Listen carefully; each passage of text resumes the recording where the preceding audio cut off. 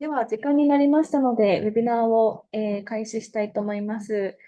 本日はご参加いただきましてありがとうございます。ヒューマンライツナウ主催の新春特別イベントの開催となります。本日の司会は、ヒューマンライツナウスタッフの小園が務めます。どうぞよろしくお願いいたします。本日のウェビナーは、ヒューマンライツナウが昨年の末に実施した、企業に対する人権デューディリジェンスの、法制化についての意見をアンケートを行いまして、その報告書の結果発表と、ご報告をいたします。また、国連ビジネス人権ワーキンググループより、ピチャモン教授が来日されておりますので、今回特別講義を、お話ししていただくこととなりました。では、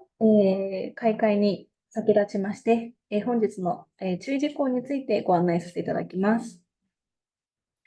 まず、画面下の通訳を、選択いたしますと、同時通訳、日本語、英語をご利用いただけますので、そちらの方を設定ください。ご質問につきましては、画面下 Q&A ボックスにて、随時受け付けております。すべてのご質問には答えられないことがありますけれども、ご了承いただければと思います。また、イベント中のトラブルにつきましても、こちらの Q&A ボックスにてお知らせください。また、事前に許可なくイベントの録画、録音、写真撮影、ウェブ中継などの行為は、お控えいただきますようお願いいたします。こちらのウェビナーにつきましては、後ほどヒューマンライツの YouTube チャンネルでアーカイブを配信いたしますので、必要な方はそちらからご視聴ください。また、今回使う資料の転載、転用もお控えください。イベントの進行を妨害される恐れがある。また、本イベント登壇者や主催者の心情を傷つけたり、誹謗中傷する恐れがあるというふうに、主催者側が判断した場合につきましては、途中で退席いただく可能性がありますので、あらかじめご了承ください。それでは、本日のプログラムについてご案内いたします。スライドお願いします。本日、プログラムですけれども、この後、ヒューマンライツナウ事務局長の、小川隆太郎から、ヒューマンライツナウの報告書について、アンケート結果の報告をお話しいただきます。そして、その続きまして、国連ビジネス人権ワーキンググループ、そしてリーキン大学、ピチャモン教授より、特別講義、人権デューディリジェンス世界の動向と2024年ビジネス人権重要トピックスについてお話をいただきます。その後ですね、対談、そして質疑応答の時間を40分ほど設けております。こちらはヒューマンライツナウ副理事長の伊藤より、モデレーターを、務めていただきます。最後に、閉会のご挨拶をもちまして、イベント終了とさせていただきます。それでは早速ですが、小川さんから、ヒューマンライツナウのアンケート結果の報告をお願いいたします。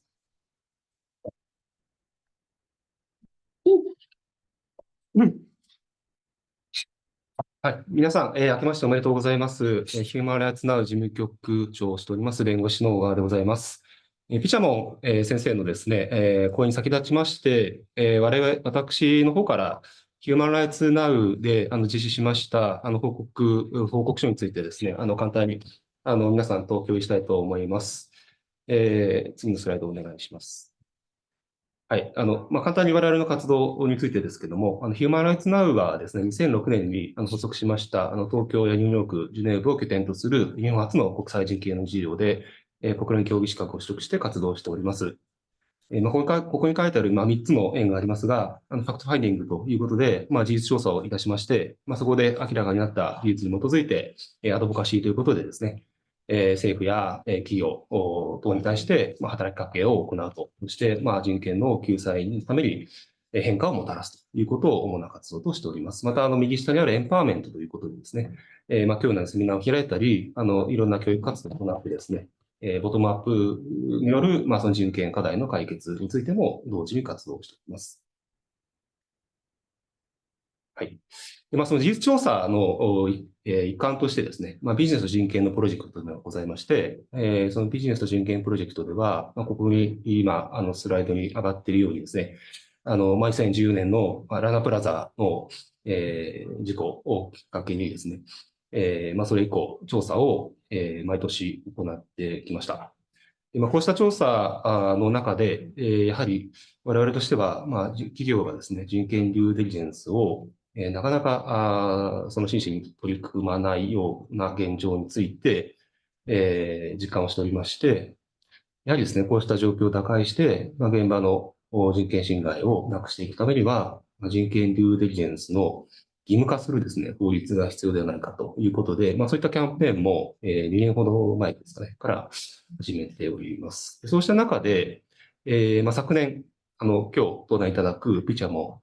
先生がですね、はじめとした、国連のワーキングが、日本に訪日調査に来ました。で、ちょっと次のスライドを持っていっていいですか。で、これが、今日の報告書なんですけども、まだお読みでない方は、こちらでダウンロードいただければと思うんですが、その、訪日調査の中でですね、我々としては結構驚くべきことが書かれていましたので、それに基づいてちょっと調査を開始したというのが、経緯になります。今、スライドで映してもらってますけれども、ミッション終了ステートメントの中でですね、作業部会が、訪日調査の中でお会いしたほとんどの企業の方々が、ヒューマンライツデューデリジェンス、人権デューデリジェンスを義務付けることが望ましいことを示唆しましたというようなことが書かれておりましたので、実際どういった各社は声なんだろうかということでですね、私どもの方で、その訪日調査のレポートにありました、実際に作業部会があったとされる企業の皆さん、今のこのリストにある、この、なんですかね、このちょっと、グレーのマーカーを塗っている企業と、あとですね、訪日調査の報告書にも言及されてますけども、旧ジャニーズ事務所の問題がですね、大々的に日本でも報道されるようになった時に、企業方針を、早々に示されていた、代表的な9団体を追加して、全、28企業及び団体に対して、アンケート調査をしてみようということでですね、調査をしたものです。で、その結果なんですけれども、法制化についてですね、賛成ですか、反対ですかということを、まず第一問として聞いていまして、回答結果としては、28団体、残念ながら8団体についてはですね、回答いただけませんでした。で、ただ、その回答をいただいた20団体のうち、で言いますと、14団体がですね、賛成であると、望ましいというような回答をいただきました。で、残りの6団体、6社については、反対というふうには書いてないんですけども、明確な形で、望ましい、あるいは賛成であるというふうに書いてませんですので、ここでは明確な回答なしとしておりますけれども、70%の企業団体が法制化には賛成しているということが言えますし、反対している企業は一団体もなかったということが結果として言えるかなと思います。で、法制化の条件としてですね、じゃあどういった法制化が望ましいのかということについても質問をしておりまして、そこでは様々な意見があるんですけれども、代表的なものをご紹介しますと、やはりその国際基準やガイドラインと整合性があるものが望ましいということと、またその、法律化を作ってもですね、それが、結局形式的な人権デューデリジェンスを企業がするようになるだけですと、意味がないということで、個々の企業の力だけでは解決できない課題に対する業界別の具体的な実践方法等に関するガイドを策定してほしいということや、あるいは企業の規模、セクターに配慮した形の法律にしてほしいといったような要望が見られました。で、賛成理由としてですね、様々ありますけれども、やはり人権尊重の取り組み促進、欧米の法制化等の進展等を踏まえた国際基準の適合による国際競争力の向上のために必要であるというような意見ですとか、がありましたね。で、今回のこのアンケートの意義なんですけれども、この赤字で囲ってますけれども、我々この、人権デューデリジェンスの義務化立法を求めて、この間キャンペーンを行っておりまして、日本政府ですとか、経済団体等にも、そういった要望をしてまいったんですけれども、なかなかその、慎重な立場でしたということで、えーそういった声しかなかったわけですが、今回こういった各企業にですね、直接アンケートを送って、各企業の声を聞いてみるとですね、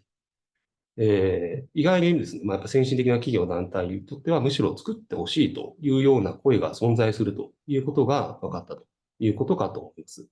時期尚早であるというふうな言い方をですね、日本政府ですとか、あるいは経済団体の方はされていることがありますけれども、必ずしもそうじゃないんじゃないか。やはり先進的に、本当にグローバルにビジネスを展開している企業にとってはですね、むしろ法制化をしてもらった方がいいんだというような声が今回存在するということがですね、発覚したんだと思います。ここに書きられてますけれども、具体的にですね、どういったじゃメリットがあるかということでいうと、よく言われている、公正な競争条件が生まれるのではないかというふうに言われてますけれども、やはりそのように考えている企業が多かったということが分かりました。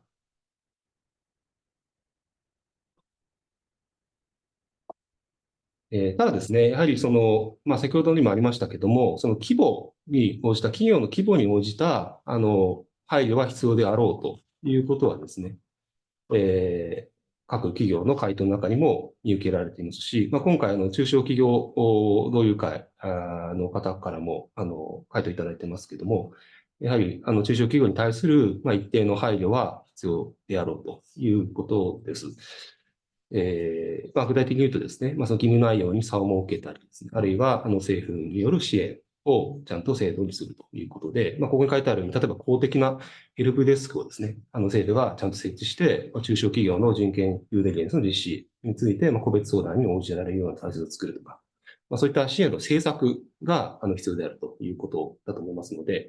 その政策、具体的な政策の中身についてですね、政府内で予算ですとか、地位の確保に向けた具体的な議論がもう必要な段階に来ているのではないかというふうに考えます。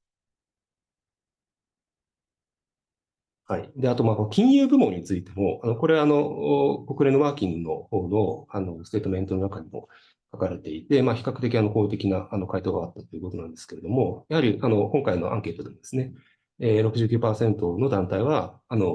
その人権デューディエンスの義務付けの対象として、金融機関も含めるべきであるというようなことを、回答されていまし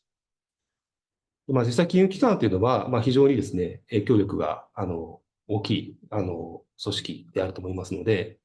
持続可能な企業活動のためにですね、金融部門が参画し、人権デューデリジェンスを前進させることは、とても重要であるということかと思います。で、これは金融機関だけではないですけども、その一方でですね、コストをかけて、先進的な取り組みを行っていらっしゃる金融機関もいらっしゃる一方で、そうでない金融機関というのもあるということになりますと、組織上が弱みが生じてしまうと、それを回避するためにも、優先順位付けをですね、しっかりして実効的な人権 DD をする、そうした、方向を施行するべきだということが回答から読み取れました。はい。先ほどちょっと重複しますけれども、その企業に対してですね、人権デューデリエンスを義務化するというときに、それをすべて、企業の責任、能力だけで行わせるというのは、やはり適切ではないのだろうと思います。指導原則でも、第一の柱としては国家の人権保護義務があるということですので、やはり国がしっかりと企業を支援する必要があるということで、例えば企業の個別相談に応じる公的なヘルプデスクを設置したりですね、あるいは人権デューデリエンスのすべての段階において重要とされるステークホルダーダイアログをより企業がですね、行いやすくするために、そういった我々の NGO ですとか、あるいはその他、ライツホルダー、ステークホルダーとのですね、ネットワーキングですとか、関係性の構築についての支援もぜひ政府には求めたいと思っています。はい。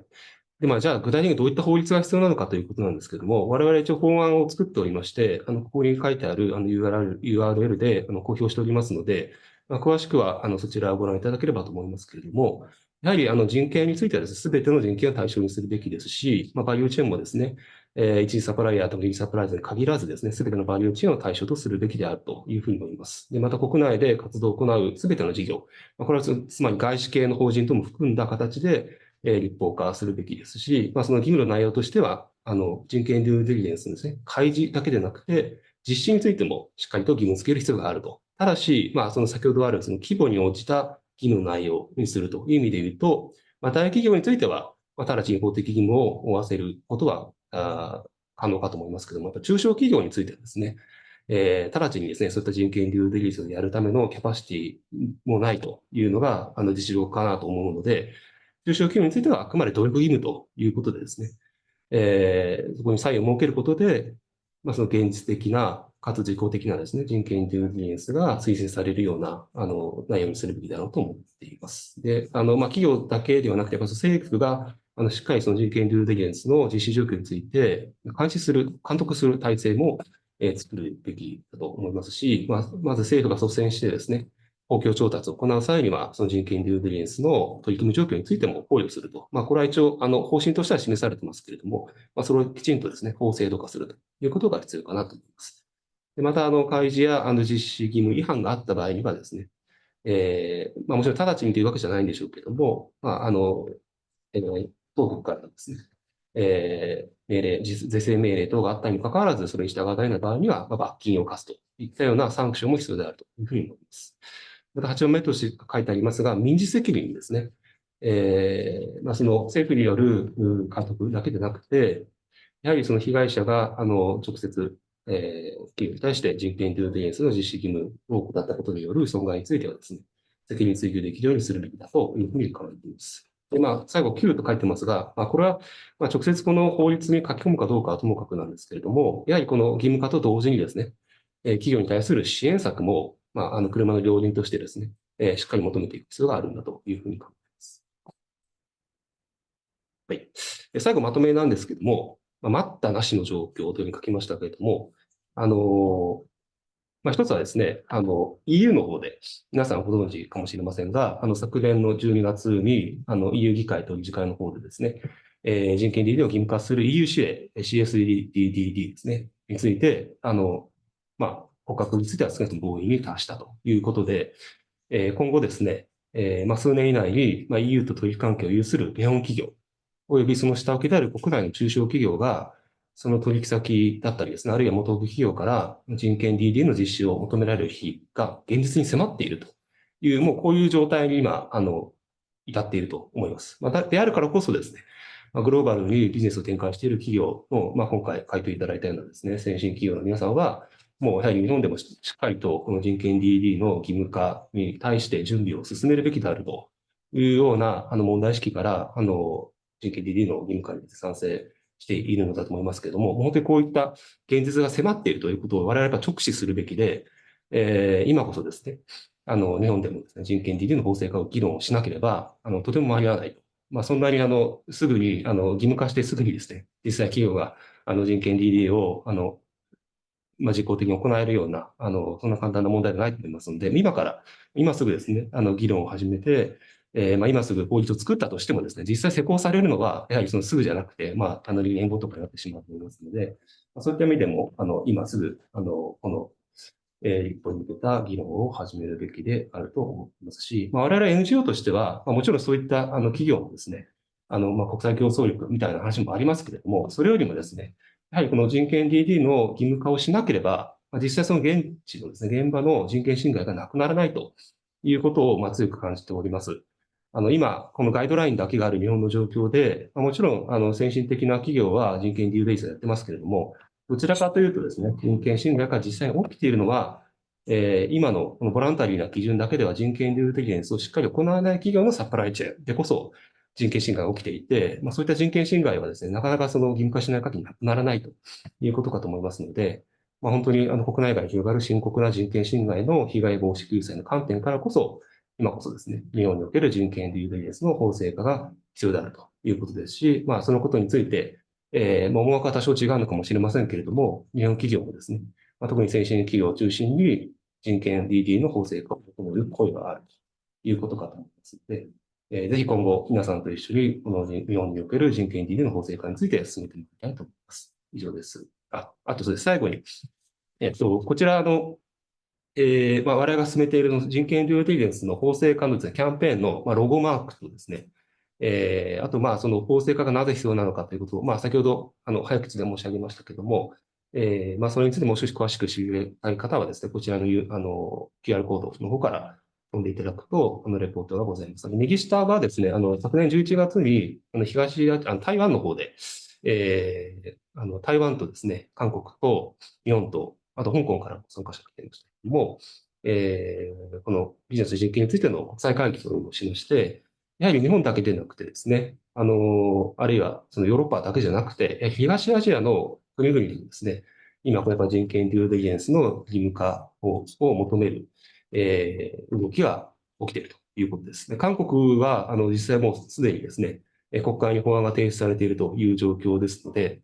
本当に待ったなしの状況だなということを肌身に感じてきた次第です。はい。以上で私からの報告は終わります。ありがとうございました。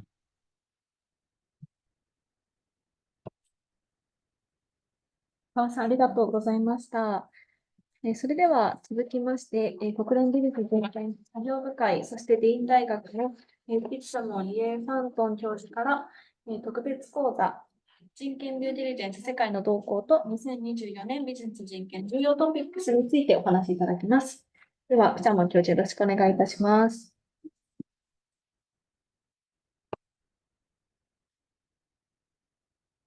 So I can speak directly into this microphone. All right. Well, good evening, everyone. I just happened to hear the translation at the same time. That was why I was looking. Video. Oh, the video. Thank you. All right. Should I unmute myself? You don't need. All right. Well, again, good evening, everyone, and thank you for joining this special lecture. And in particular, thank you, of course, to Human Rights Now, to colleagues around the table for very kindly organizing this lecture in view of my academic visit to Japan. It's a great pleasure to be again amongst colleagues who are very passionate about business and human rights. And today, this evening, I'll be sharing with you some insights when it comes to human rights due diligence, but also broader observations in terms of global trends when we talk about mandatory human rights due diligence and anticipating what the next decade holds for us in terms of business and human rights more broadly. So I have some slides to share with you here, so I'm just going to share screen. Hopefully you can see everything. Excellent. As mentioned, the topic for this evening is really quite broad. And personally, what I'm looking forward to very much is the engagement that I will have with all of you after this, and to hear the questions that you have, Kazuko-san, and also participants. And I really want to keep this as informal as possible, in the sense that you can feel at ease to ask me any questions that you have in mind. I might not be able to answer all of them, but what I can promise to do is to, of course, think about them carefully and bring some of the insights I'm sure I'll gain from this conversation back to colleagues at the working group as well. So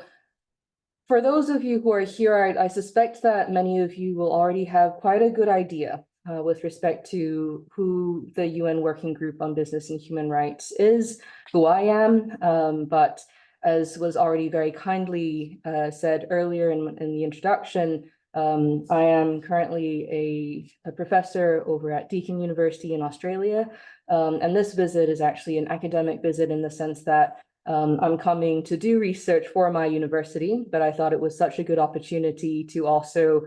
talk about business and human rights and hopefully raise more awareness about the importance of the UN guiding principles on business and human rights as well. But just by way of a very brief introduction, because I know that sometimes there is confusion with respect to what the working group does and who we are more generally. Just to clarify, the working group is part of what are known as special procedures, and these sit within the UN system. And so special procedures constitute an independent expert fact-finding and monitoring mechanism of the Human Rights Council. And within special procedures, we have a range of mandates. which have been established by the Human Rights Council through resolutions. And currently there are 46 thematic mandates and 14 country mandates. And the business and human rights mandate is one of the 46 thematic ones. For our mandate, we are tasked by the Human Rights Council, by states, to disseminate, promote, and implement the UN Guiding Principles on Business and Human Rights. And this is at the national level, the regional level, and indeed the global level as well. And the goal here, obviously, is to enhance corporate accountability as well as access to remedy. And so as independent experts, we are not salaried by the United Nations. And this is why I have my full-time job also as an academic at the university mentioned in Australia. And all of this is to really ensure that we are independent in our assessments, in the work that we do to advance human rights, but also to investigate human rights abuses all over the world. And because the working group is comprised of 5 independent experts, we are each tasked with really focusing on different regions. So in my case, I'm the member from Asia Pacific states. And so my primary focus is on countries and on human rights issues that we see in the Asia Pacific region, which actually expands or extends as far as the Middle East as well. And just to the interpreter, if I am speaking too fast at any point, please tell me, and I promise I'll slow down a little bit, but sometimes I get too excited about these issues and I end up speaking at the speed of light. But please let me know, send me a signal if I'm going too fast. So this is some really basic slides that I wanted to share nonetheless, just to ensure that we are on the same page with respect to why the guiding principles matter. And if I can be a bit frank with all of you, I'm an academic, I would say first and foremost, and I know I'm surrounded by lawyers here, and we're kind of similar in that regard, in the sense that I think both lawyers and academics share a common trait of being very critical of anything that claims to work. Would I be right in saying that? There are nodding heads, just to assure you. And what I mean by that is that as an academic myself, someone who studies politics and international politics, you hear a lot about treaties and conventions and instruments like the UN Guiding Principles on Business and Human Rights, and you hear about how great they are. But you can't help but feel a little bit suspicious at times as to whether or not they are actually working. How do we even start to think about, voluntary principles like the UNGPs? How can we go about assessing whether or not they are indeed working in terms of actually making or effective change on the ground? And personally, the reason why I started on this journey to become an independent expert with the UN is based on my own curiosity, in the sense that I wanted to learn how things happen, how the guiding principles amongst other international human rights instruments can affect change on the ground. But it's also, of course, because I personally, like I think many of you who are here this evening, care genuinely about human rights and want to see human rights abuses rectified, addressed, and remedied in ways that are sustainable, but also in ways that actually listen to what the affected stakeholders need the most. But so that's my own kind of quick glimpse into my own personal story as to why I'm doing what I'm doing. And I understand that for many people who have encountered the guiding principles, there's always that little bit of suspicion or concern with respect to whether or not the guiding principles, being voluntary, are actually being followed by states, but also by businesses. And my students often tell me I'm really depressing generally. Thank you for laughing a little bit. If everyone stayed silent, I would be a bit concerned as to whether I've been sending the wrong vibes all this time. But I can be a bit pessimistic, and I always focus on the problems and the challenges. But today I'm going to try and be a bit more optimistic and share with you, insights into what has not been working, but also what is working, and why the guiding principles continue to matter, and why many of us are here today. So I won't go into these slides in great detail, but suffice it to say that the guiding principles do matter, even at the rhetorical level, because they do represent a global normative framework that's been agreed upon by states and by businesses and by many civil society actors as well. It's no small feat for the Human Rights Council, for the states there to unanimously endorse an international human rights instrument like the UN Guiding Principles. And for it to have happened back in 2011 is really very important because it means that many of the instruments that we've seen emerge in the business and human rights space, like the OECD guidelines or the ILO's M&E declaration, it represents that confluence of efforts at the global level to really push ahead the business and human rights agenda. And the fact that the guiding principles, as many of you will be aware, apply to all states and to all companies is really monumental in the sense that the scope of the guiding principles, even though they are voluntary, mean that they encompass all of the existing human rights obligations that states have, but also extend many of these into the realm of the business responsibility to respect human rights as well. And as you can see here on this slide, the guiding principles aren't new in the sense that they're not creating new legal obligations, but as I already said, they instead elaborate upon existing obligations and practices in human rights for both states and for businesses. And again, I always like emphasizing this when I have conversations with states. States have already signed up for all of the guiding principles that we see. They have already agreed to these human rights obligations. And so it is really important that states, as the primary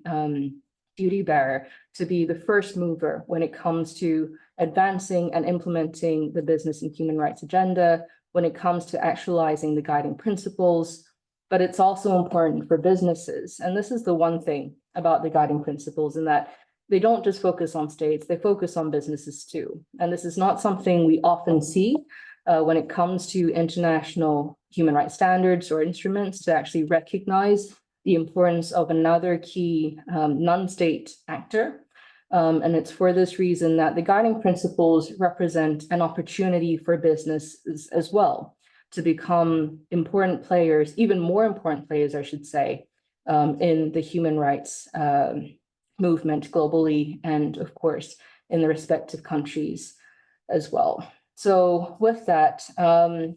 going to move on because again, this slide I feel already lays out many of the ideas and the information that I know people here are aware of. And just as a way to remind people, although I feel like this is something that everyone knows very well by this point, the guiding principles are of course comprised of 3 pillars. The state duty to protect, the corporate responsibility to respect, and of course, access to remedy.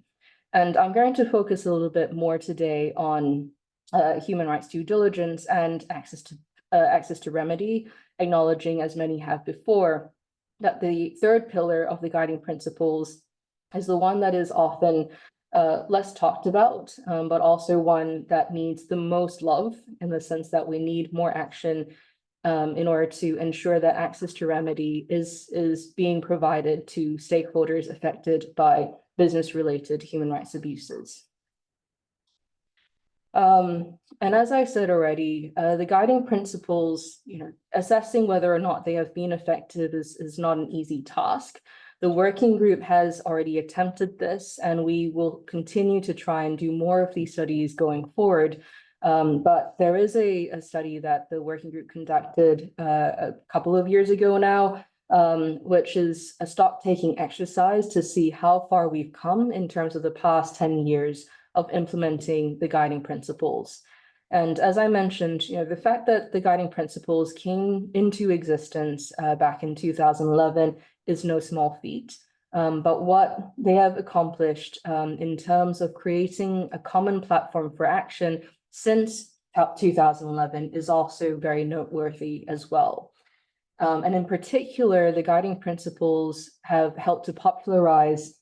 the idea, but also the conduct of human rights due diligence. And again, the focus of the later part of my presentation today will be on mandatory human rights due diligence, the trends that we're seeing, and what it means in terms of the broader practice of human rights due diligence in the Asia-Pacific region. But the guiding principles have also, as you can see on the slide, pushed forward obviously mandatory HRDD, but also the legally binding instrument on business and human rights as well. So negotiations are continuing at the UN level, and I can share a little bit more as well, even though it's not part of the working group's mandate, but we nonetheless have constant conversations and updates from colleagues within the Office of the High Commissioner for Human Rights, as well as Ecuador, which currently is of course the chair of the Intergovernmental Working Group on the legally binding instrument. And then there are national action plans, and of course Japan has one, and many of you will already be aware of the other national action plans that exist in the Asia Pacific region and globally as well. And I have to say, it's interesting how these national action plans have been picking up steam. Within just the past few months, Indonesia announced its national strategy on business and human rights. We also had, what was the other country? I should remember this, given that it was in Asia as well. The other one, there was one other one, that was Indonesia. I will get back to you on that as my brain gradually works a bit faster. I had it just before we started, and now I have forgotten. Vietnam, how could I have forgotten Vietnam? And I was planning on talking about Vietnam as well. Is this not slightly worrying? But joking aside, it's the case that we are seeing national action plans pick up steam. I know that there are a range of other countries that have been thinking about a national action plan. There are some conversations underway, for example, now I believe in Cambodia, in Laos, and this is a positive trend. At the same time, we shouldn't confuse national action plans with actual business and human rights legislation. They're rather different, and from the working group's perspective, we often talk about the importance of having a smart mix of both regulatory, mandatory and voluntary measures at different levels of governance, so national and international. And so it's important to really disambiguate between the two, and ensure that thinking about having a national action plan isn't confused with ideas about developing mandatory human rights due diligence requirements and legislation, because the two are not the same. And so with that, I wanted to go into why human rights due diligence matters. And again, I feel like I'm preaching to the choir here, because I imagine many of you online and here in the room already can appreciate the importance of conducting human rights due diligence. But if I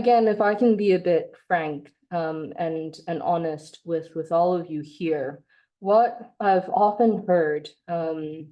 is people talking a lot about due diligence, but forgetting about the human rights part of it. And for the working group, what we've really tried to be consistent about is to ensure that when we talk about human rights due diligence, we don't forget about the human rights. This includes in the things that we write, but includes when we talk about human rights due diligence, because due diligence on its own means something very different. And again, I know I'm sitting here in a room filled with lawyers who can appreciate the importance of those, differences on paper, but which nonetheless can also have very real symbolic implications, but also practical implications on how businesses think about the conduct of human rights due diligence. And so it's important for us to never forget that due diligence needs to be about human rights. Human rights needs to be incorporated into the entire process of conducting due diligence. And it's not just about risks, it's about human rights, at the risk of sounding like a broken record here. So if what I said just now wasn't already very, very clear about the importance of human rights, this is another slide to really draw that point out further, right? Due diligence on human rights, through human rights, and for human rights. And this is more or less the mantra that we hope businesses use when they are thinking about their conduct of due diligence. Can you tell the translator to check the chapter? Oh, To the translator, would you mind checking the chat box? Thank you. Okay. And am I speaking okay? All right. Okay. All right. So in terms of human rights due diligence, aside from the importance of human rights, these are some of the key principles that businesses should be bearing in mind when they are conducting human rights due diligence as a process, right? There's a really, succinct definition of the human rights due diligence process that I've provided here on the slide. But as you can see, there are 3 key points there to further consider. So the first is the importance of context specificity. So it's not about assessing the entire company in one sense, but it's actually about ensuring that the assessment is context specific, that it speaks to the unique challenges, the different factors that are unique to the context that the business is operating within. Because we often do hear at the global level, companies who, when we ask them about human rights due diligence, will come to us and say, oh yeah, we do human rights due diligence across the board. But when we talk about specific contexts that they operate within and the distinct human rights issues that arise in those contexts, they struggle to come up with answers in terms of how they are addressing those risks, those human rights risks, and those issues, because they've not actually done that context analysis. And this is, of course, we appreciate that this is not an easy task, but it is nonetheless an extremely important one, especially when, human rights abuses happen in a way that is so context specific. And one human rights abuse is not necessarily going to have the same characteristics or arise from the same set of problems as another one in a different country. The evaluation processes that are used as part of human rights due diligence also need to be supplemented by a focus on conducting field work. And I feel this is perhaps one of the common issues that I've certainly come across in my conversations with businesses, and even with governments and civil society who are trying to work on enhancing corporate accountability. And we can all appreciate how important it is to ensure that there are boots on the ground. I was recently speaking to a bunch of investors in Europe and asking them, as investors, how are they fulfilling their responsibility to respect human rights, and how are they conducting human rights due diligence? And their response was, well, it's very hard. And we know that amongst investors, the uptake of the guiding principles continue to be a bit inconsistent, although we're seeing more support and more interest amongst investors, especially those in Europe, to do so. But there's an inconsistency there, and many of them will still tend to talk more in terms of ESG language, which is, I have to say, not quite the same as talking about the UN guiding principles, where the emphasis is very clearly on human rights. But so conducting field work in my conversations with those investors was highlighted as a real challenge for them, because they say, we want to ensure that the businesses that we provide financing to are abiding by their human rights responsibilities. But it's very hard for us to assess whether or not they're telling us the truth. When we ask them, are you doing the right thing? And they say, oh yeah, absolutely. Our business is responsible 100%. We know where everything is coming from. We know our workers are treated well in the factories, but the investors, at least from my experience, have consistently said it's quite hard to ascertain, to determine whether that is truly the case without actually putting boots on the ground, without actually sending in people who can independently go in and assess whether or not these businesses are telling the truth. And I know that at the latest PRI conference, Principles for Responsible Investment, there was a lot of talk about investors developing the capacity to put boots on the ground in order to supplement their evaluation processes with actual field work, with site visits, to ensure that human rights responsibilities are being followed by the businesses that they finance. And this would be a significant step forward. But again, I know that there are still challenges. However, acknowledging the importance of doing so is is promising at the very least. The other key principle for human rights due diligence, obviously, is the need for the process itself to be independent and for it to be iterative, meaning that it needs to be constantly updated in order to ensure long-term impact. It's not sufficient for human rights due diligence to be conducted as a one-off exercise,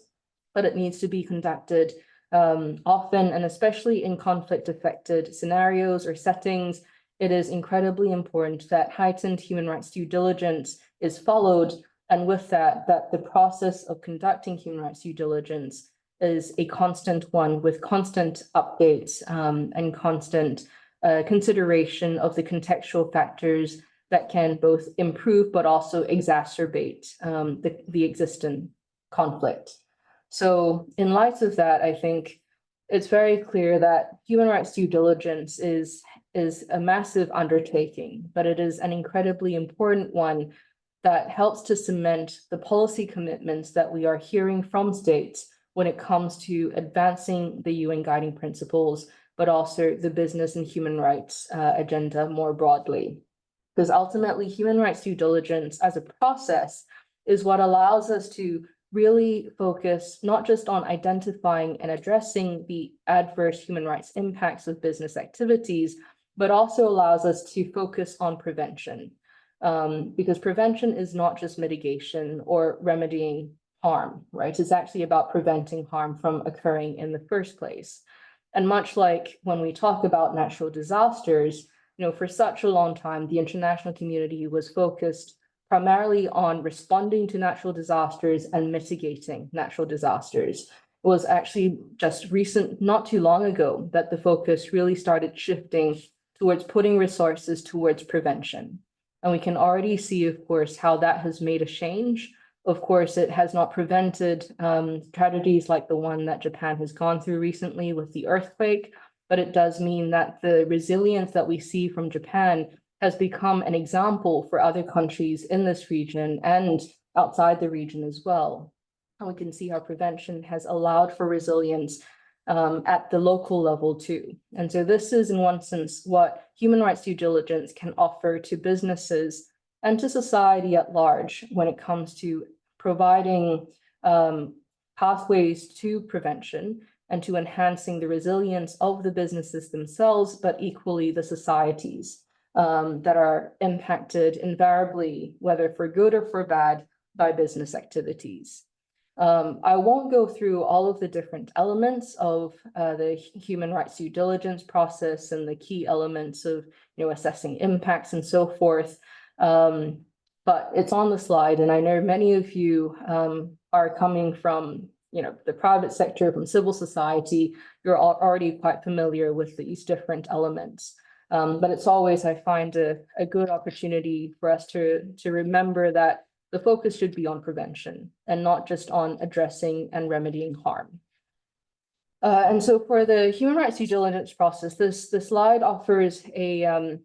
cheat sheet, so to speak, in terms of what the process ought to look like, in terms of evaluating the impacts, integrating and implementing the results, engaging in follow-up, which is incredibly important. And the one that often gets forgotten, I feel, which is communication and reporting. The reporting, you can get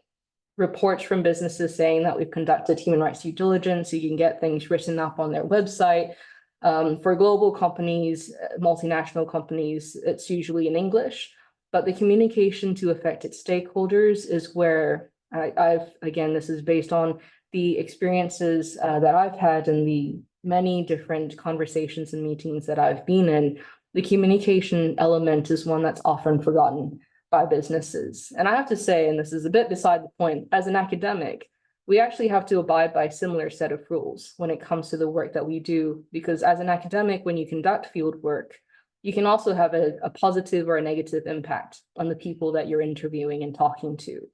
But we often forget that at the end of it all, once we've produced the paper or the report that we've been working on, we need to also communicate the results back to the communities that we've spoken with and to the businesses that we've spoken with. We actually need to ensure that the information not only reflects their experiences as well as possible, but that they are able to also utilize the information and ensuring, especially for marginalized groups like Indigenous peoples, ensuring that they have a voice in terms of the human rights due diligence process, ensuring that the information that's developed from their information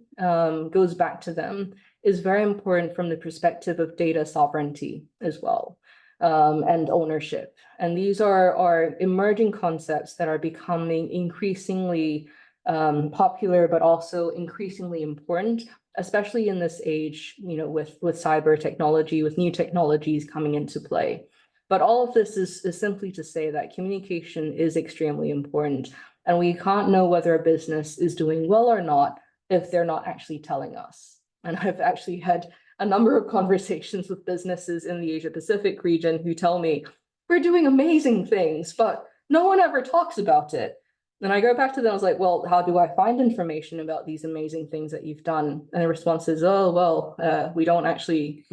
told anyone until now. I'm not kidding you. That was an actual conversation I had. Mind you, it wasn't a big business. It was actually more of a medium-sized business. And this, speaks to a knowledge gap that we all know in terms of small and medium-sized enterprises. But it really underscores the fact that if you're not telling people what you're doing well, and if you don't put your work out there for other people to scrutinize, they're not actually going to know that you're doing that good work. So in terms of what more is needed, and with respect to the implementation of human rights due diligence, I mentioned previously the continuing importance of ensuring a smart mix of both mandatory and voluntary measures at different levels of governance. I have to say, environmental damage is another area that is extremely important now. And we all know with the Corporate Sustainability Due Diligence Directive on the horizon in the EU, that the environment is going to become even more important vis-a-vis considerations of human rights due diligence. And as I often like to say, even though the guiding principles don't explicitly talk about environmental damage or environmental harm, environmental damage is very much within the scope of the guiding principles, considering how the right to a safe, clean, healthy, and sustainable environment has been recognized by the UN General Assembly as a human right.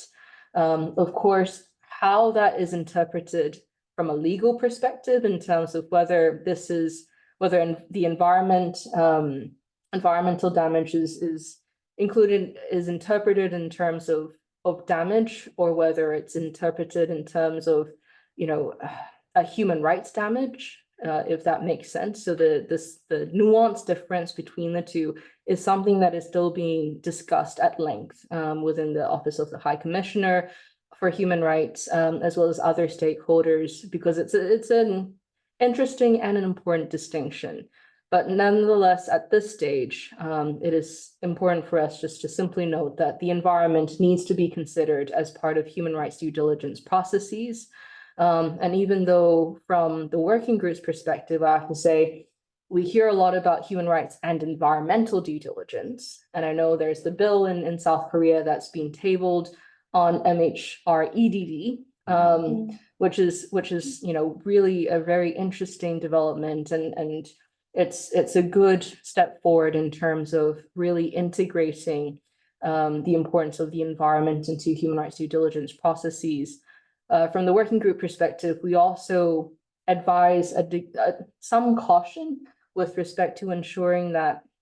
human rights due diligence, that there is a common understanding, that there is a common set of practices, and that we ensure that, again, human rights is at the center of due diligence processes, and that in terms of incorporating the environmental dimension, that does not in one sense, overwhelm the human rights component, because that can be a tendency as well. And we've seen how, for instance, in relation to conservation and so forth, a number of questions have been raised about how conservation efforts can have adverse consequences on local communities, especially Indigenous peoples, and their right to their traditional lands. So it's a complex set of questions that we're currently grappling with. It's not to say in any way that businesses should not pursue human rights due diligence and incorporate environmental considerations into them. Businesses absolutely should do that. But it's about being clear about how we are using these different concepts, because having more concepts isn't always a good thing. And I know the CSDDD, the idea of corporate sustainability due diligence has already caused a degree of not so much confusion as opposed to like contestation in terms of what does this new concept mean? Is it meant to replace human rights due diligence, et cetera, et cetera? And the idea is we shouldn't be aiming so much to replace one concept with another one, but instead we should be focusing on clarifying existing concepts so that the practical implementation of these concepts are as clear as possible and are as consistent as possible as well. But I digress from the other points on the slide in that this is another point that I've often made in terms of the importance of ensuring that we avoid a box-ticking mentality when it comes to implementation and enforcement of the guiding principles, and indeed even of human rights due diligence standards and BHR legislation. We've heard some instances, for example, in implementing the French duty of vigilance with respect to how there are some resource issues and how civil society now find it almost like their task to really ensure that there is active monitoring of French businesses that come into the scope of the French duty of vigilance, the BHR law in France. And this is important, although it shouldn't just obviously be the responsibility of French civil society or global civil society. It should be the responsibility of governments, or the French government to be precise, in terms of ensuring that implementation happens and that there is enforcement and follow-up to ensure that businesses are doing right by their human rights responsibilities. And the final point here, obviously, is one that we all know and will have heard many times before, but the importance of multi-stakeholder engagement and dialogue, including within and amongst the private sector itself. I hear oftentimes the value from peer-to-peer learning within the private sector, and it's very important to ensure that this continues. But I also, of course, am mindful of how, especially in some of the contexts that I work in the Asia Pacific region, for instance, there tends to be a degree of suspicion with respect to civil society, governments, and businesses, right? In terms of to what extent can we trust one another? And it's not often that people talk about these issues openly, but we actually do need to address them openly, because the lack of trust becomes a barrier for meaningful multi-stakeholder engagement and dialogue. And as cliched as this might sound, we are actually on the same side. We're all wanting to arrive at the same destination, which is societies that leave no one behind, societies where human rights abuses become obsolete. And so we're actually fighting the same good fight in that regard, and sharing information and working together to ensure that there are context-specific solutions implemented on the ground is extremely important. And businesses, again, without the capacity always to put boots on the ground to do field work, can actually partner productively with civil society in that regard, right? Many times civil society organizations, civil society groups have the best understanding of what's happening on the ground, but also what is most important for the local stakeholders impacted by whether actual or potential human rights abuses. And so having that type of partnership come into place can be very useful in terms of not just ensuring access to remedy, but also ensuring that we move from a box-ticking mentality into one that actually allows for real implementation at the local level. How am I going for time? Have I 5 minutes? I knew this was gonna happen. I knew it's okay. If you let me go on, I will take up the entire evening and no one will have me. And I do not want to impose that fate on anyone here this evening. But just to go into access to remedy, it's very important, of course, for us to never forget that access to remedy is part and parcel of the guiding principles, and is also what allows us to, in one sense, ascertain whether the human rights due diligence process is working. Again, I'm not going to go through the basics here because many of you are probably already aware, but you know that there are different types of remedies that can be offered. And what I often like to point out is that, effective remedy doesn't always mean providing compensation or providing, particular, whether in-kind or cash compensation, right? It can actually be something as simple as an apology. And this is what we have to remember, which is remedies are effective when they go to the people who are affected by business-related human rights abuses, and when they are also co-created, co-designed by those who are impacted by human rights abuses. The reason why I say this is because sometimes there's a confusion when people say that, this remedial mechanism is great, but the compensation is actually provided to the state, not to the people affected. So it needs to go to the victims of human rights abuses, not to the state, not to any other entity, in order for remedy to be effective. And the working group has also provided other insights, including through our 2017 report on access to remedy. So remedies need to be accessible, affordable, adequate, meaning that they need to consider the long-term needs of the rights holders as well, not just the short-term needs. And they need to be timely. As we all know, justice delayed is justice denied. Remedies can also be diverse, and this can be a good thing. And they need to also be not just redressive, they also need to be preventative and serve as a deterrent for the recurrence of human rights abuses. And in order to ensure much of this, we need to really put in place an intersectional perspective of remedy, meaning that we need to acknowledge how different rights holders will have different needs with respect to remedy. And their intersectional experiences is what needs to be factored in. And it's for this reason that effective remedy isn't just about effective outcomes, it's also about effective processes. And I know on the slide I wrote there, not just about effective process, but also effective outcomes. Although I'll move it, I'll shift it around a little bit there, because I feel, especially to the audience I'm speaking to, many of you are focused on generating effective outcomes, but it's important that the process is effective as well. And by that, it means ensuring that there is multi-stakeholder dialogue. It's about listening to the voices of the victims themselves. And it's about, actually respecting what the victims have to say. And I'll just give another quick anecdote, right? So I remember working for a long time as an academic on questions of access to remedy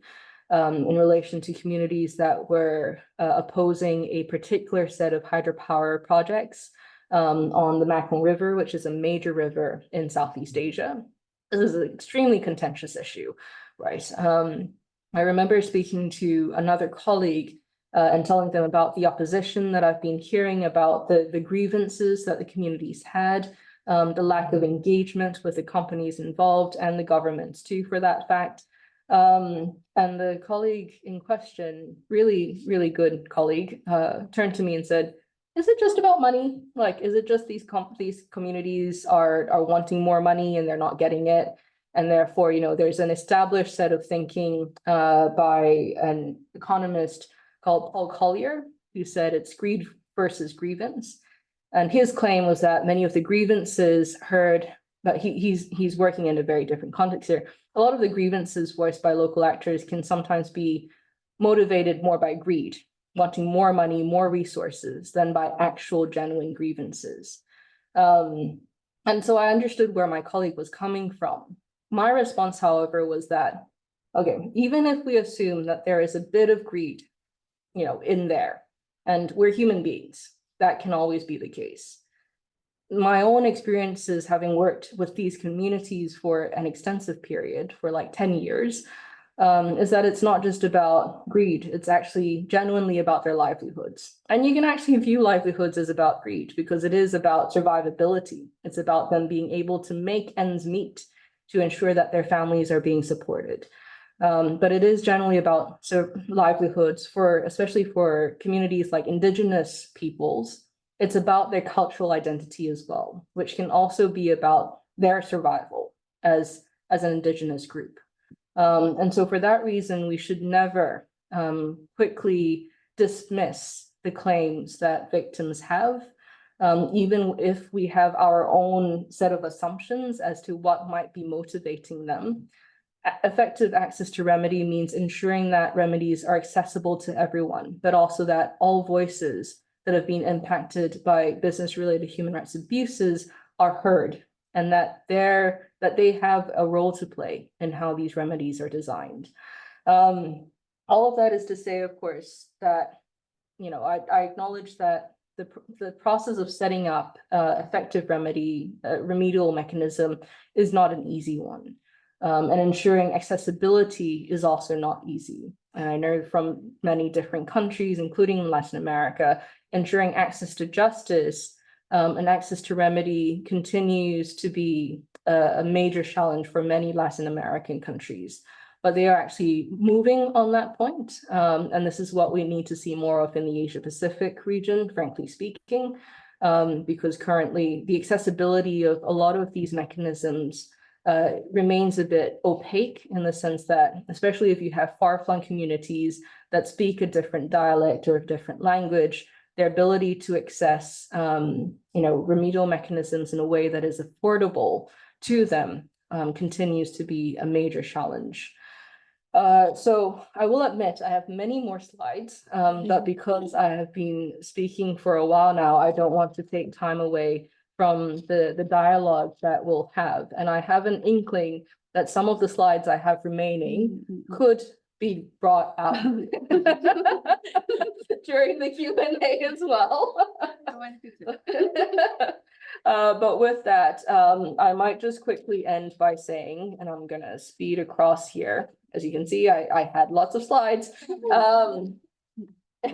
But I just wanted to say that in terms of reflecting more broadly on global mandatory human rights due diligence trends, which is what the title for today's lecture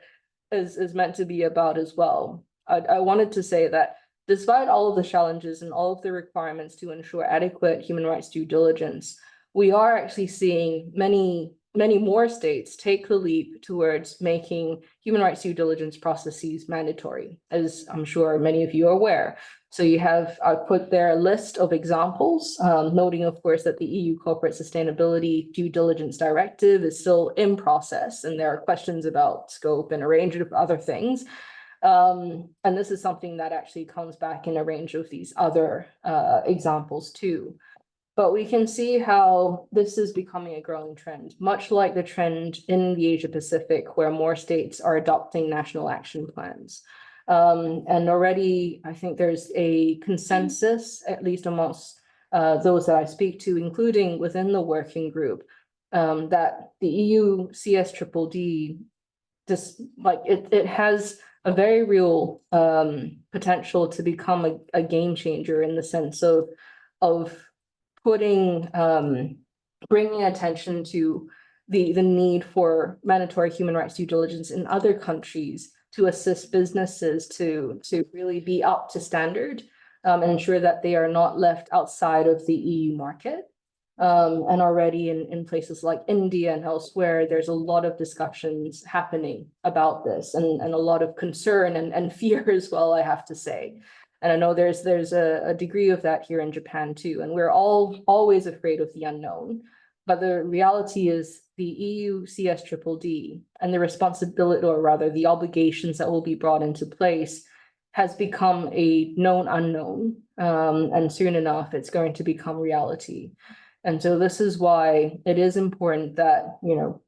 businesses, that states, governments are ahead of the learning curve as much as possible in bringing businesses and other stakeholders up to speed about these global developments and ensuring that no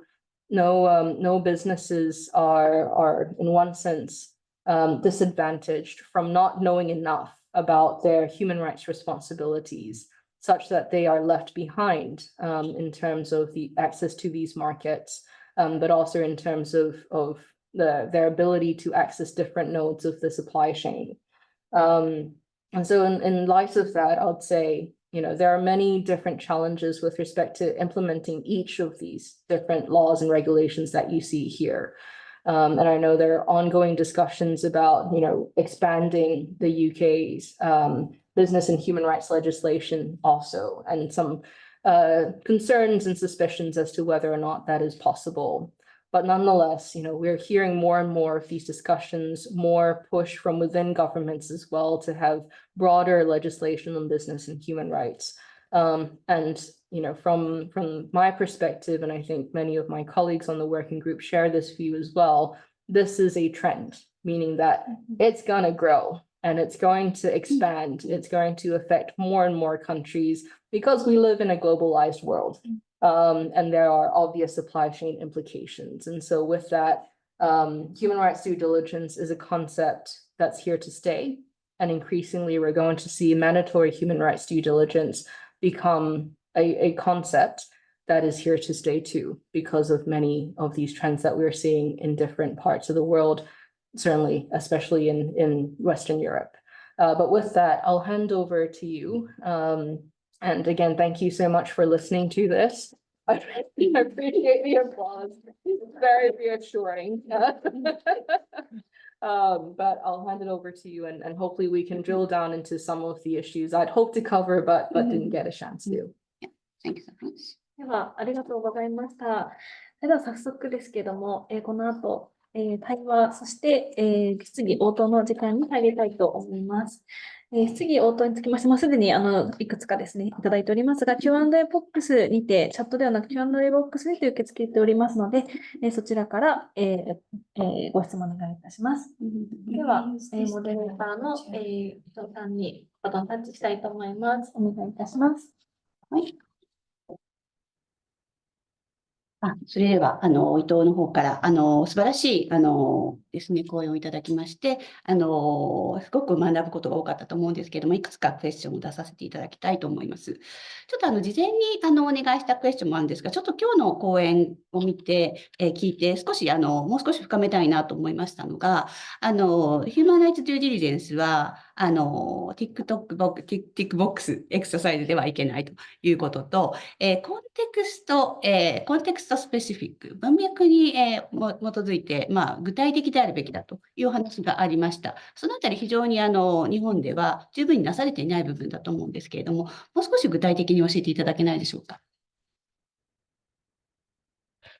Sure. I hope I just heard my own voice just now, and it was scary. I feel bad for everyone. I've listened to me for so long.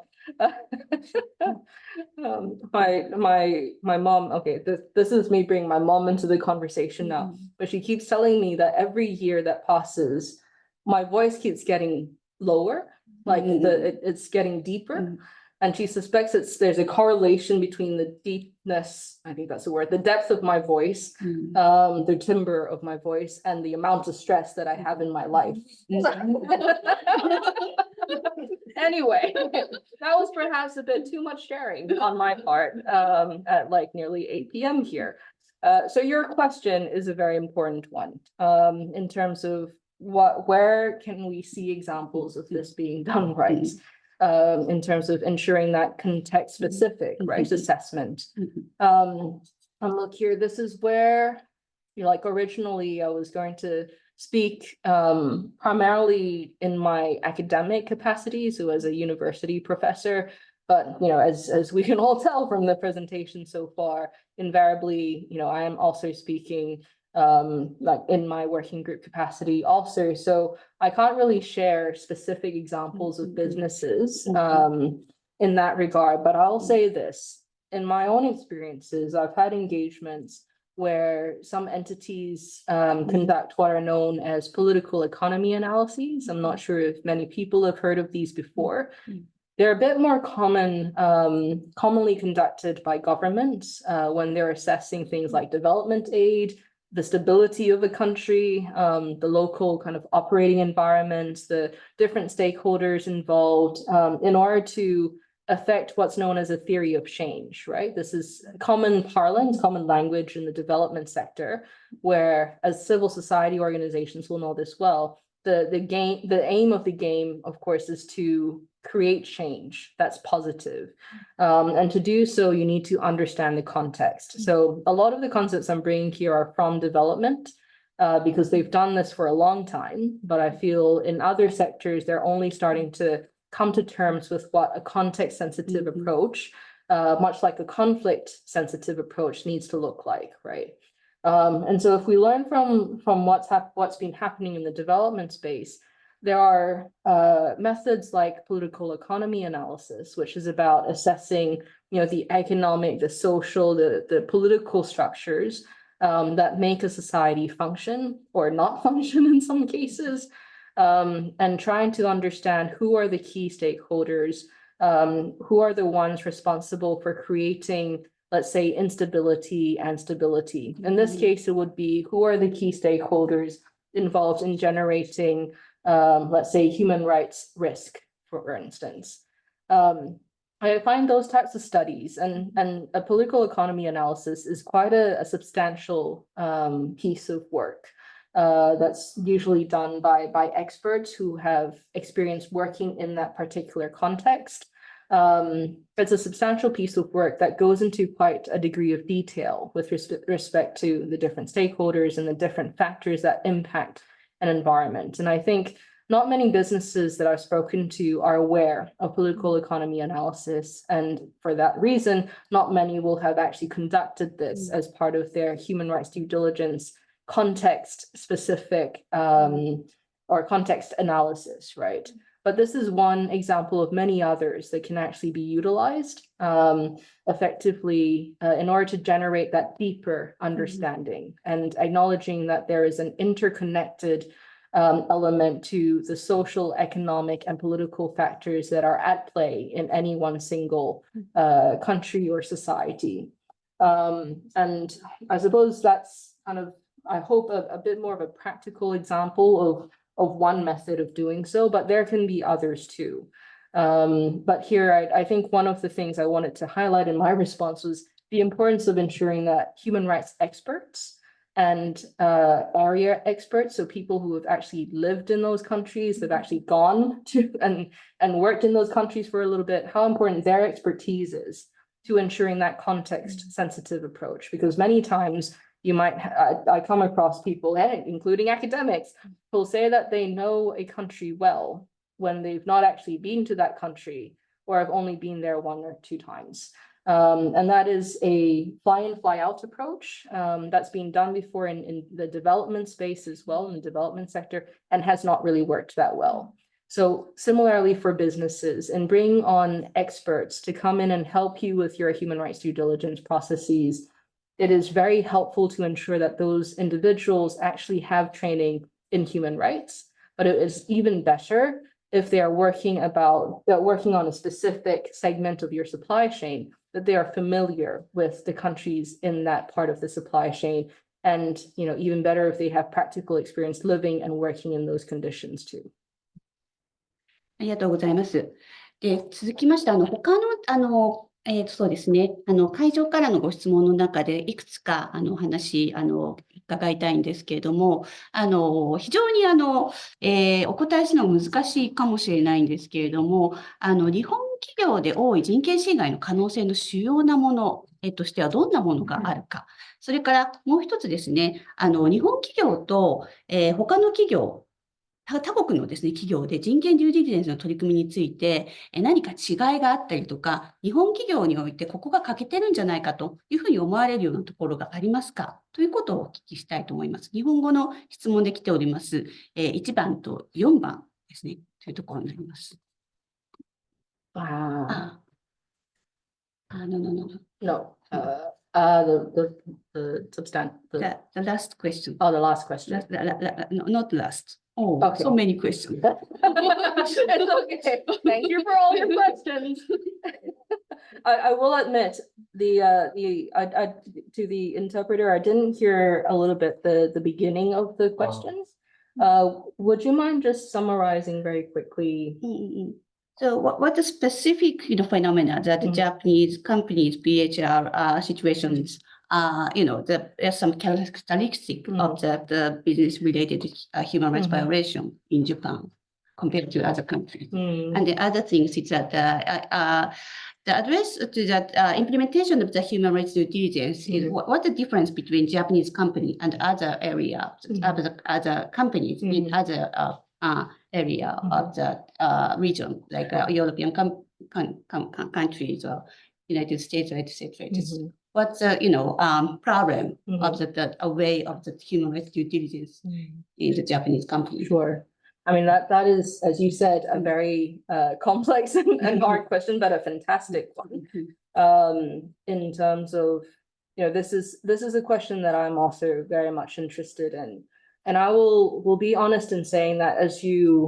I hope many people here are aware, the working group, of course, conducted a country visit to Japan earlier last year. We're currently in the process of updating the information, and we will, of course, be publishing the final report mid this year. And so with that, I'm hoping that I'll have a better understanding as well in terms of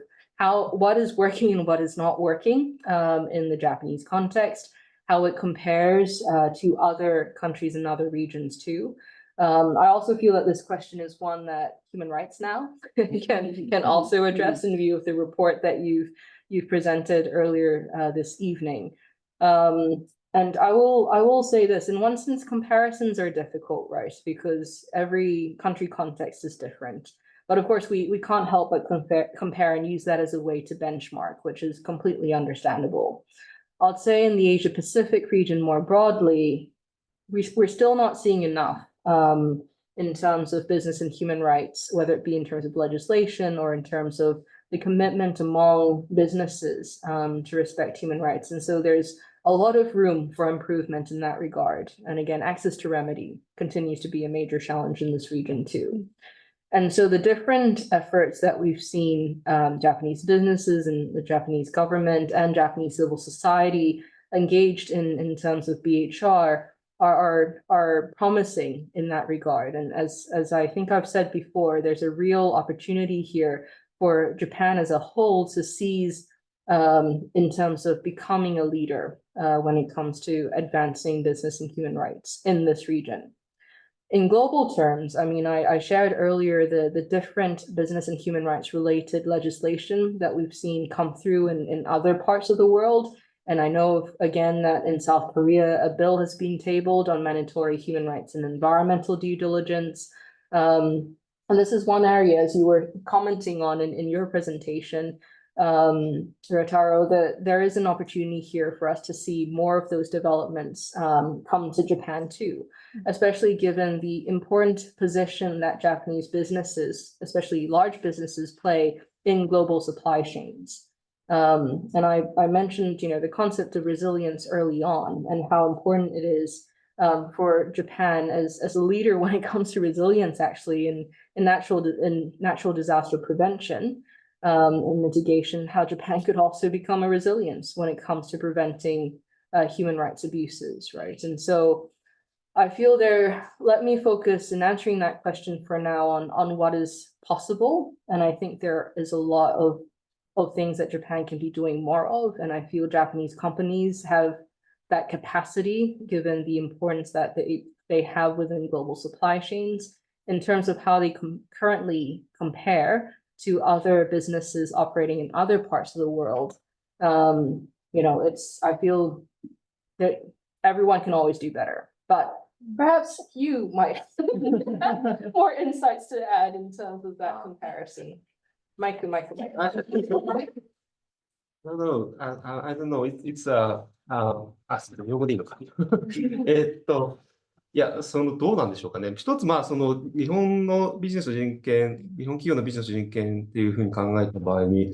考慮するのは、やっぱり日本の企業は、多くが中小企業だっていうことがやっぱあると思ってですね。やっぱり SMEs の取り組みというのにしっかり、応えられるような、制度、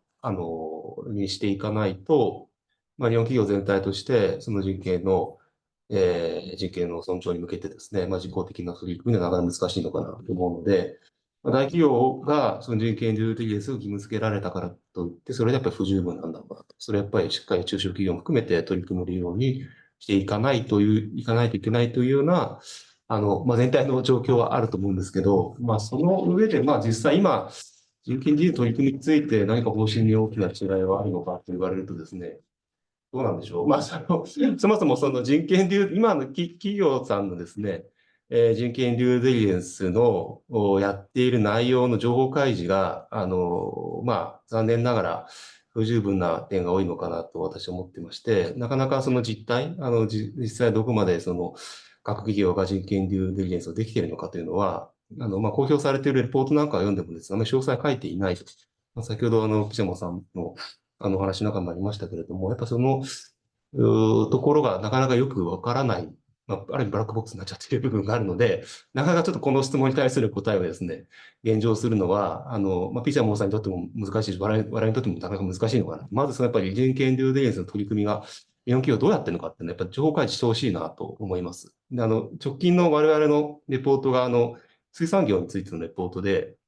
韓国漁船で、その強制労働で、取られたマグロがですね、日本の食卓に上ってきているという問題について、報告を挙げたんですけども、そこではですね、開示情報だけをベースに、各企業の取り組みについて評価をするというような形で、レポートさせていただきました。なので、いくらですね、実際、社内でいいことをされているのかもわかりませんけれども、それをしっかりと、情報開示していただかないとですね、それをやってないというふうに評価せざるを得ないというふうになりますので、やっぱその情報開示をしっかりやっていただくという中で、そうするとですね、実際取り組みが他国と比べてどうなのかという、次のステップとして、比較が可能になっていくんだろうなと思いますので、この質問に対して答えになっているかわかりませんけれども、現状を前提とするとなかなかこの他国との比較というのは難しいということです。なぜならば、その日本企業の情報開示が不十分であるからというような答えになるのかなと思います。以上です。ありがとうございます。この質問の方からはですね、顧客やバリューチェーンを対象としたリスクアセスメントやインパクトアセスメントを行っている会社が少ないであるとか、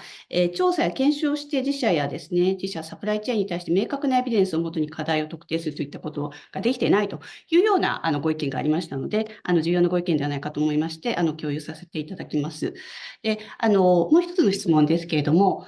法制化ということですけれども、法制化についてお聞きしたいと思います。で、指導原則は、スマートミックスということを中心に言っておりますが、今日はピッチャモンさん、かなり踏み込んで、法制化ということが大事だというふうに言っていただいたのではないかなというふうに理解しています。で、法制化の中には、例えば、現代奴隷法のような開示法制というのもありますし、CSDDD のような形でですね、かなり人権、環境も含めて、デューディリジェンスを義務付けるというようなですね、いろいろな法制が今、出てきていますが、ピチャモンさんから見まして、日本の法制として、どういったことが重要だと。こういった今、日本のですね、去年もですね、視察をされた、経験から、どんな、ですね、法制化をですね、することが、重要なのだというような、もしレコメンデーションがありましたらいただきたいと思うんですが、いかがでしょうか。That's a great question. How long do we have? I said, no one's going to bed tonight. I have a laundry list of recommendations. Again, that's a fantastic question. It's a hard one to answer because, of course, there's a country visit report that will be coming out, as I mentioned, towards the middle of this year. So I don't want to, in one sense, jump the gun and say things before we've had a chance to also go back to our report and think through the many things that we've learned over the course of these past few months already since our country visit. I think let me, if I can, address the question from, take a step back and address the question in terms of what I'd like to see in relation to the mandatory human rights due diligence and other BHR related legislation globally.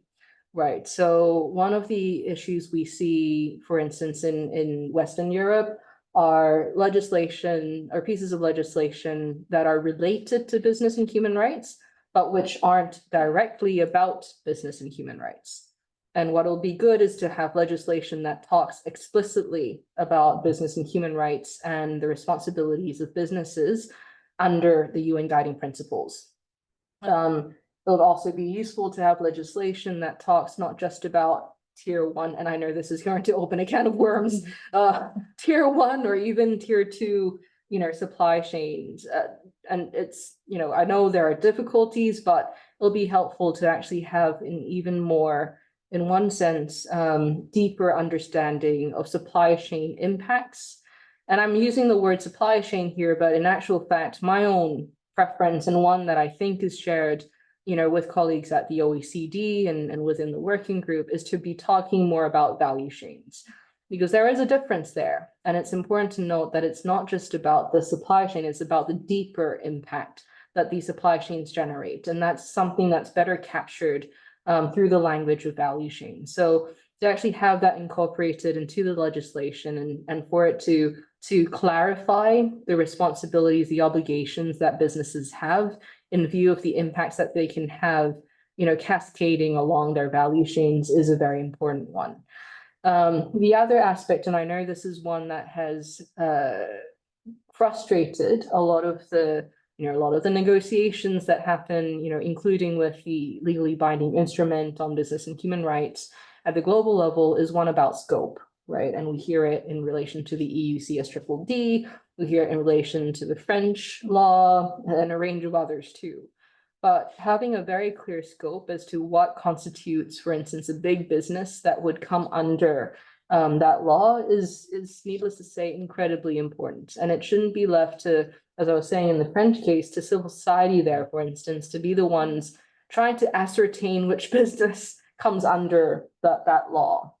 and whether or not they're meeting the requirements of that law as well. And that's the kind of confusion that hopefully would be avoided, in the case of Japan, should this type of legislation be considered seriously, to ensure that the scope is as clear as possible. But also, as Ryotaro commented, and I agree, SMEs, as many people here I'm aware,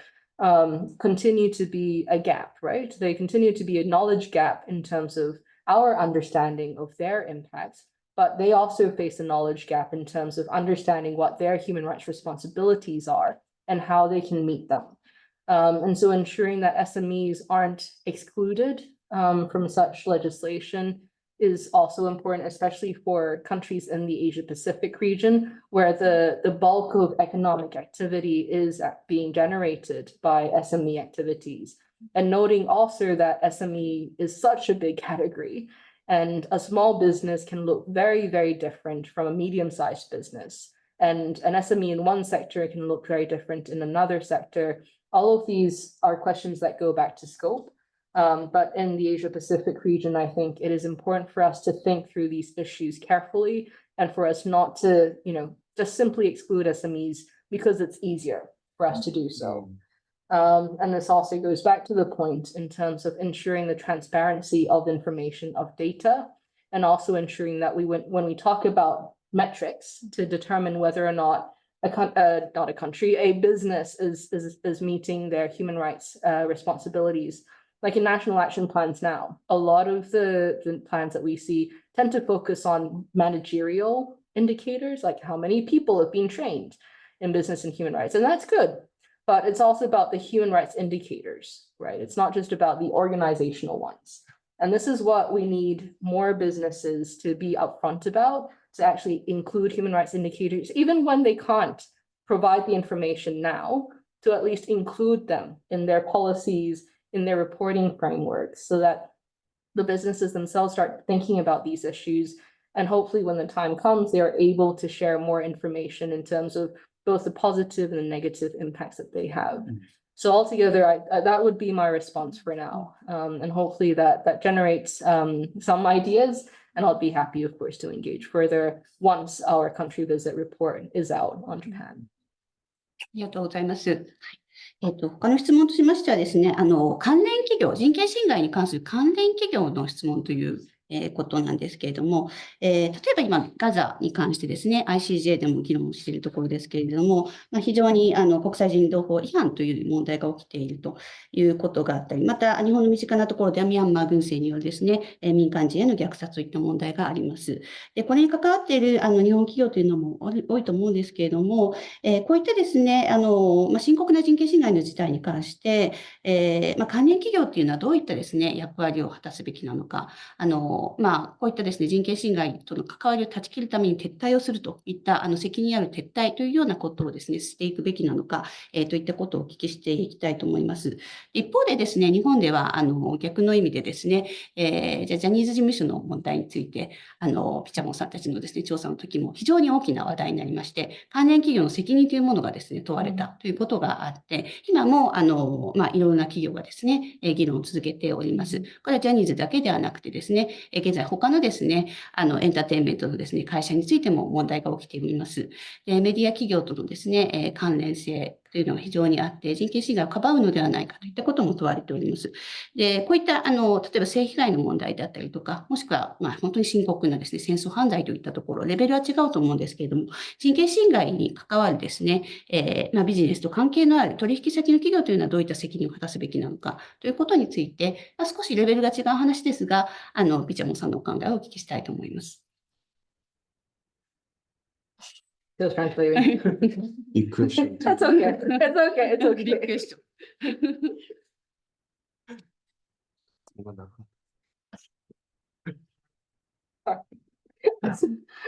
I was laughing too much to actually hear most of that. Sorry, interpreter person. So in conclusion, great question. So that the relevant industry, in the supply chain, that some situation like Gaza, conflict situation in Gaza or Myanmar, and what the Japanese company relevant to that, conflict or human rights situation, can respond to that. Question, basically, yeah, right? Basically, right. Yeah. The reason why I say that is because I have a slide for that, which I will share. Because I mean, again, the kind of my slight frivolity aside, it's a very important question again. And I mean, all of the questions that have come through so far are great in that sense. So let's see. Ukraine, Myanmar, of course, Xinjiang and elsewhere. Yes, I will share. This is me just kind of getting to trying to get to segue into the point. All of these different scenarios have resulted in obviously extremely serious human rights abuses. And they have also generated a lot of questions for us as a working group. One of the most, I think, #1 questions we got asked last year was, I'm a company operating in X country. What should I do? Should I leave? Should I stay? I really don't know what to do. Can you provide me with some advice? And obviously, these are ongoing situations. And I know, the consideration of whether to stay or to leave or to go back continues to be a question that plagues everyone's conscience, but also everyone's minds in relation to these different situations. So the Office of the High Commissioner for Human Rights, they also consulted with us for this brief that they produced, has produced a brief on responsible exit. And they've put together, a set of considerations and questions that businesses should be asking when they are contemplating whether to remain or to exit a problematic situation, especially in conflict-affected settings. And here, I thought I'll just summarize for you the key takeaways from what they've written, and which I think are important for all of us to consider, right? The first is, to what extent does the business or your business have leverage over the entity concerned? It can be a state entity, it can be other businesses that are involved in generating the human rights abuses. And in terms of the guiding principles, they're very clear in terms of how exercising leverage is important, and it should be something that businesses do almost as the first response to reports of human rights abuses that are generated along their value chain. And it's something that we don't think I think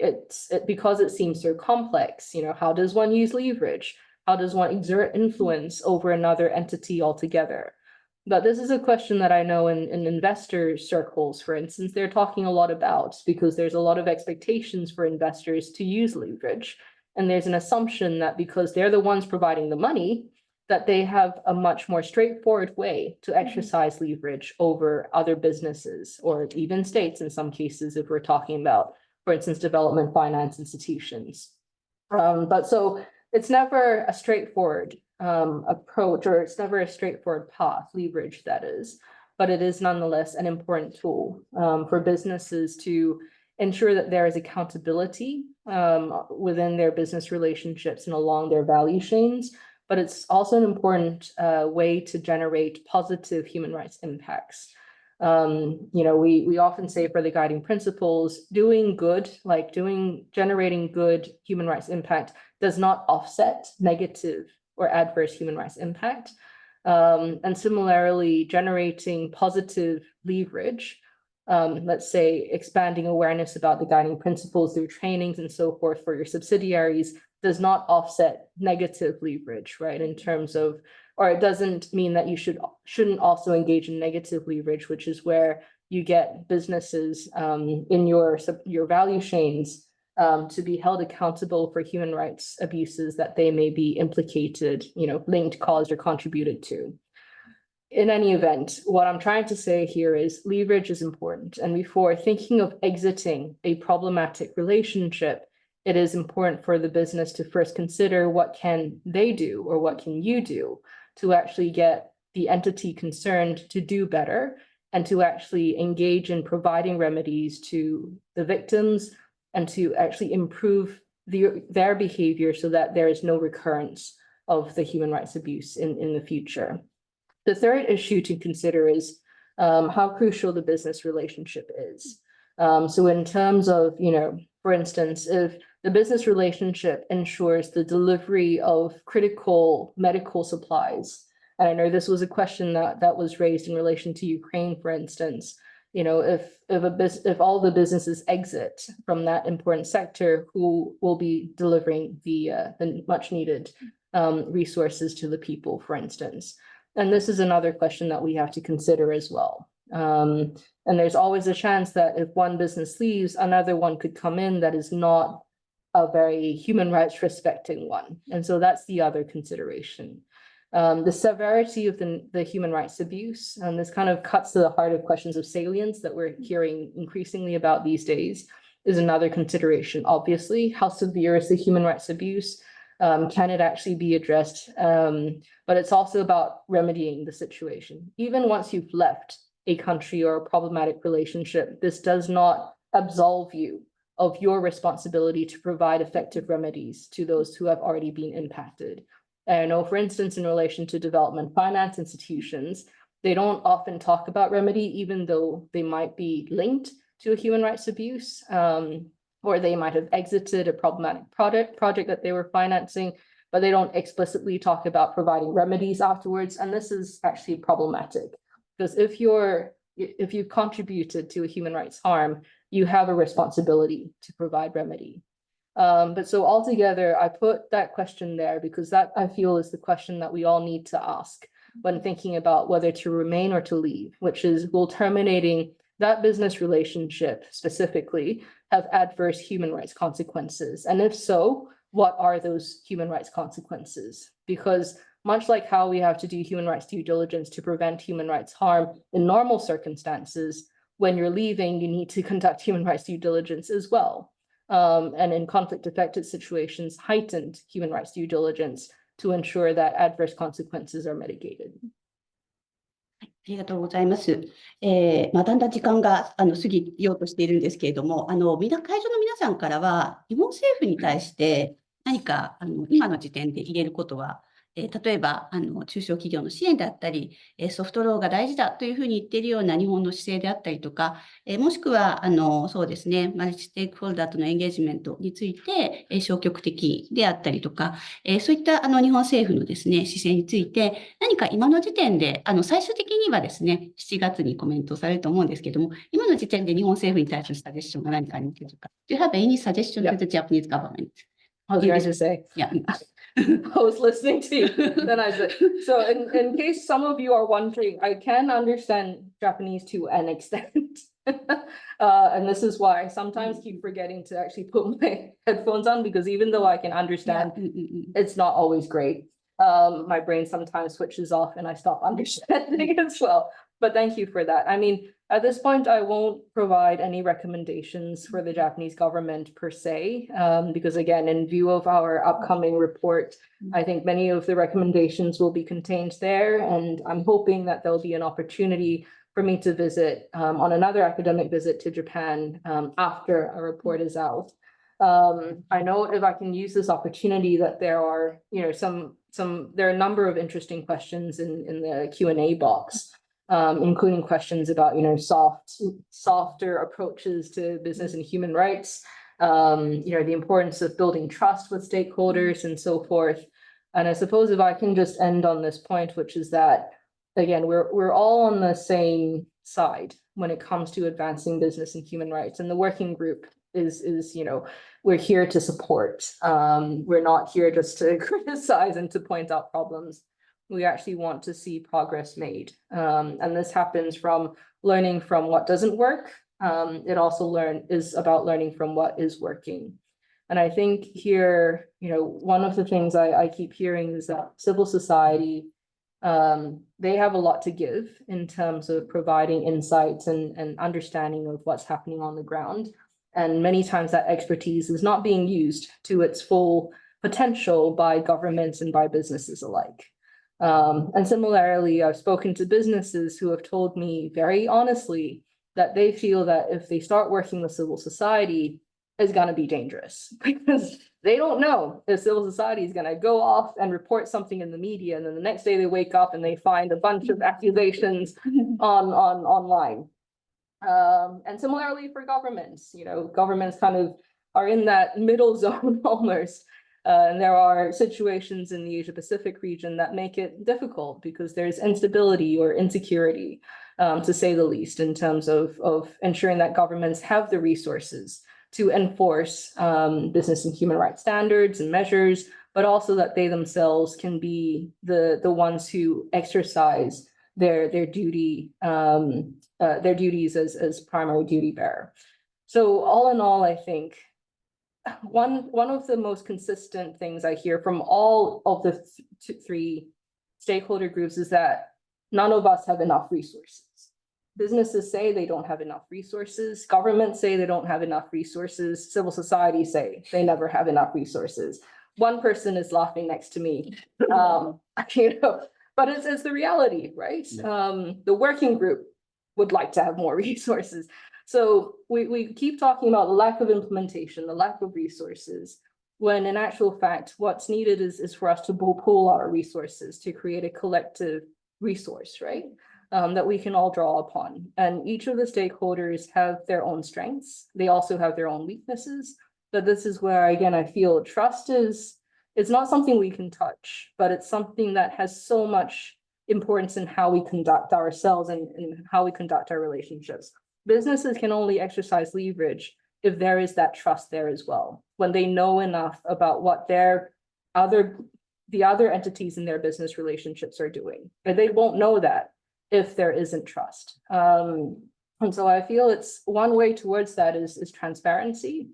It's about ensuring that there is transparency in how each of the stakeholders conduct themselves, but it's about recognizing that if we don't do it together, it's going to be really difficult. And I know again that it's all of this is easier said than done, but I feel there is goodwill. And for many of the businesses there, online, if you are there, I know it's hard to open up and be in one sense almost vulnerable to external scrutiny. But the reality is the world that we live in, there will be scrutiny.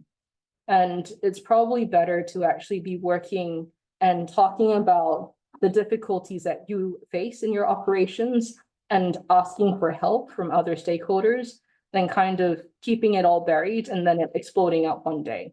and being on the media. And then by that point, there's not much else you can do except for recognize that it's a problem and then your reputation is already impacted.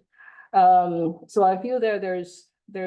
a benefit to being open and transparent. And it's about thinking in the longer term and realizing that the world that we operate in has changed a lot and the nature of the information and how it flows is becoming more transparent as well. And it's much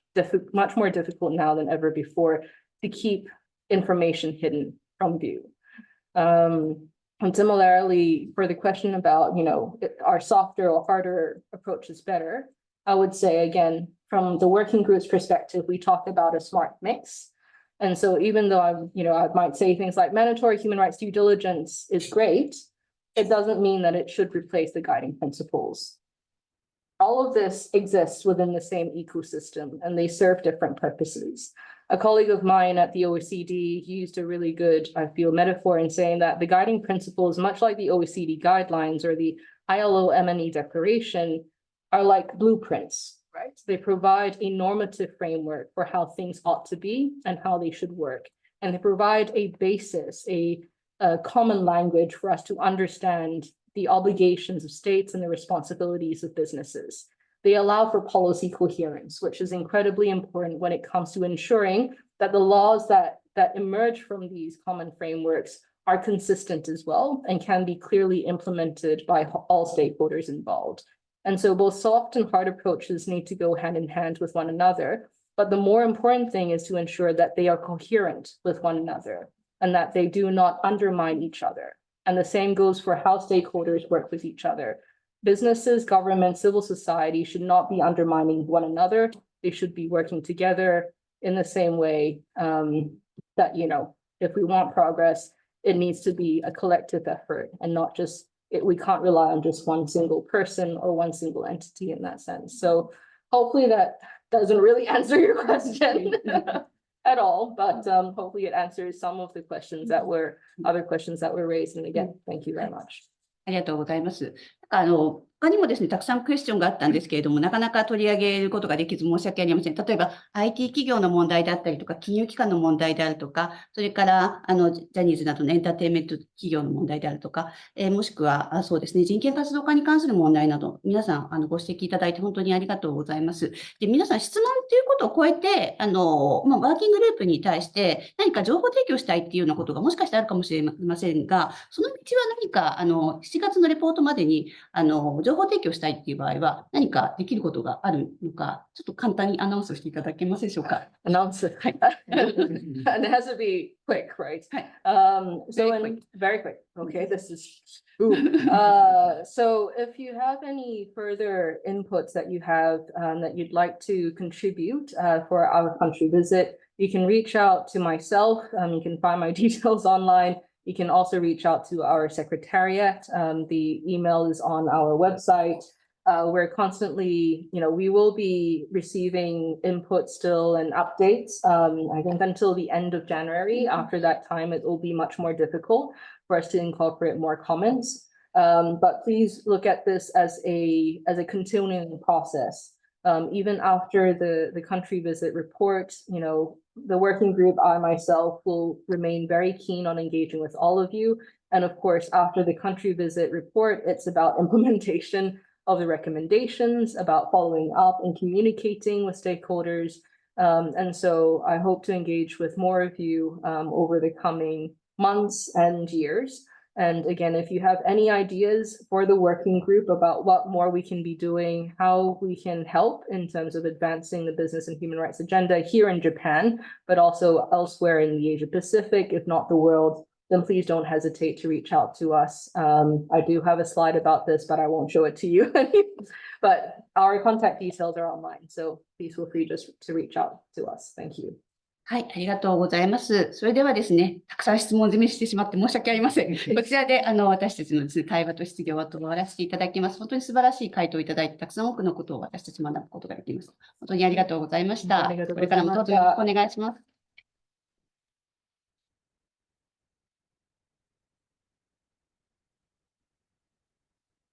Bye-bye, everyone. Oh, and also thank you, interpreter, if you're still there. Last comment from 小川さん。Oh, はい I'm sorry. 最後に挨拶がありますので、よろしくお願いいたします。はい、すいません。再び事務局長の小川ですけれども、今日皆さん聞いていただいてですね、指導原則の真髄といいますか、精神みたいなものが私改めてすごい感じることができたなと思っています。スライドの中にもありましたけども、due diligence for human rights ということでですね、その for human rights というところにおいて、みんな同じサイドにいるんだというですね、メッセージがあったと思います。企業も、我々市民社会もですね、そして政府もみんな同じサイドにいるんですと。お互い信頼関係をちゃんと築いて、取り組むことが必要であるということでした。よく人権デューデリジェンスをやるようなですね、キャパシティとか、うちの企業にないんだっていう話をされるときに、なぜじゃあ、指導原則はそのステークホルダーダイアログを、デューデリジェンスの過程でやりましょうと言ってるかというとですね、やはりそこは、一企業だけで本当にその人権リスクを洗い出して、その対応していくってのは確かに難しいかもしれませんけれども、そこでですね、例えば、我々のステークホルダーからですね、情報提供を受けて、自分たちのサプライチェーンに、人権リスクがあるということに気づくというようなことも当然想定されていると。だから企業で全部、一つの企業で全部やりなさいというような意味ではなくて、企業同士の連携もそうですし、あるいは我々ステークホルダー、CSO とのですね、連携も含めて、みんなで取り組むべきものだというふうに、設計されているんですっていうふうに、私は話していて、そういうふうな精神を感じていたんですけれども、そのことがですね、今日改めて、ピチャモンさんからもですね、わかりやすく、ご説明いただいたんじゃないかなと思います。本当に、目的、人権侵害をですね、やっぱなくしたいと。児童労働とか強制労働とか、あるいはさっきあった紛争、今、ガザで起きていることですね。1日150人も子供たちが死んでいくという現状に対して、やっぱ何とかしたいと思っているのは、みんな一緒だというふうに思います。それは企業だろうが、CSO だろうが一緒なんだろうと思いますので、その for human rights というところでですね、今後も建設的な関係を築きつつですね、この人権デューデリジェンス、あるいはビジネスと人権というスキームを通じて、一緒に、世界をですね、より良い場所に変えていければと思いますので、今後ともよろしくお願いいたします。今日はどうもありがとうございました。最後もう一度アナウンスがありました。はい。はい、そうですね。私ども、ヒューマンライツナウはですね、皆様の寄付から成り立っておりますので、よろしければ、冬の募金キャンペーンですとか、あるいはマンスリーサポーターという形で、サポーターも募集してますので、ぜひなっていただければと思いますし、また今日みたいなイベント、今後も開催していきたいと思いますので、メールマガジンに登録していただいて、我々の情報をですね、受け取っていただければと思っております。で、最後に、本当に最後のアナウンスですが、今日のアンケートですね、アンケートへのご協力のお願いもさせていただきます。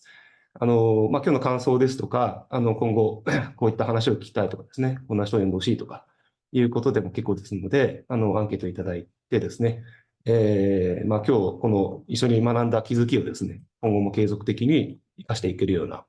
そういう活動をしていきたいと思いますので、ぜひよろしくお願いいたします。で、最後になりましたけれども、改めて、今日、昨日の夜来日されてですね、今日の夜いきなり、ウェビナーをやってくれという無理なお願いに対して、笑顔で引き受けていただいたですね、ピチャモンさんに、皆さん、ウェビナーなんで、拍手聞こえませんけれども、ぜひ、画面の前で、やっていただけるとですね、はい、ありがたいな。それ手を挙げる。手を挙げていただくとですね、はい、拍手側になりますので、はい、それでも結構ですので、本当に、ピチャモンさん、今日はありがとうございました。ありがとうございます。